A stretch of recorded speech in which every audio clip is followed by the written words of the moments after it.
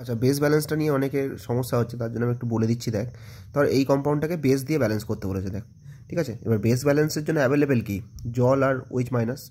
তো আমি ধর একটা সূত্রটা তুই জানিস যে যেদিকে অক্সিজেন বেশি থাকে বেস ব্যালেন্সে সেই দিকেই জল অ্যাড করতে হয়। তাহলে আমি এই দিকে জল অ্যাড করে দিলাম, ঠিক আছে। তার উল্টো দিকে কী করলাম, ওইচ মাইনাস অ্যাড করলাম, ঠিক আছে। এইবার এই জায়গায় দাঁড়িয়ে কী করতে হবে, আগে তোকে অক্সিজেনটা ব্যালেন্স করতে হবে। এবার দেখ, এদিকে অক্সিজেন কটা আছে, এদিকে 4টা অক্সিজেন আছে। দেখ, এদিকে তাহলে 4 গুণ করলে আমার অক্সিজেনটা ব্যালেন্স হয়ে গেল, ঠিক আছে। এইবার দেখ হাইড্রোজেন ব্যালেন্স করতে হবে। হাইড্রোজেন ব্যালেন্সের জন্য কী বলেছিলাম আগে হাইড্রোজেনগুলো কাউন্ট করতে হবে। এদিকে হাইড্রোজেন দেখ 2টো আছে সংখ্যায়, এদিকে হাইড্রোজেন দেখ সব মিলে টোটাল হচ্ছে 7টা। তাহলে এই দিক থেকে এই দিকে 5টা হাইড্রোজেন বেশি আছে। বলেছিলাম যেই দিকে হাইড্রোজেন বেশি থাকবে সেই দিকে তত সংখ্যকই ওইচ মাইনাস অ্যাড করবি।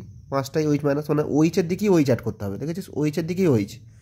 আর যেদিকে জল আছে সেদিকে তত সংখ্যকই জল অ্যাড করতে হবে, 5টা। তাহলে দেখ ব্যালেন্সটা আমার কমপ্লিট হয়ে গেল। এবার আমি লিখতে শুরু করছি। দেখ, NO3 মাইনাস প্লাস 6H2O, সেখান থেকে যাচ্ছে অ্যামোনিয়া, সেখান থেকে যাচ্ছে 9 ওইচ মাইনাস। এবার চার্জটা দেখ, এখানে 1টা মাইনাস আর এখানে 9টা মাইনাস, তার মানে এদিকে 8টা মাইনাস বেশি আছে, তাহলে এইদিকে 8 ইলেকট্রন ইউজ করলেই হয়ে গেল। এটা হচ্ছে ওভারঅল ব্যালেন্স। দেখ কোনো সমস্যা আছে কিনা দেখ, একটু দেখে নে আর খাতায় এগুলো লিখে নে।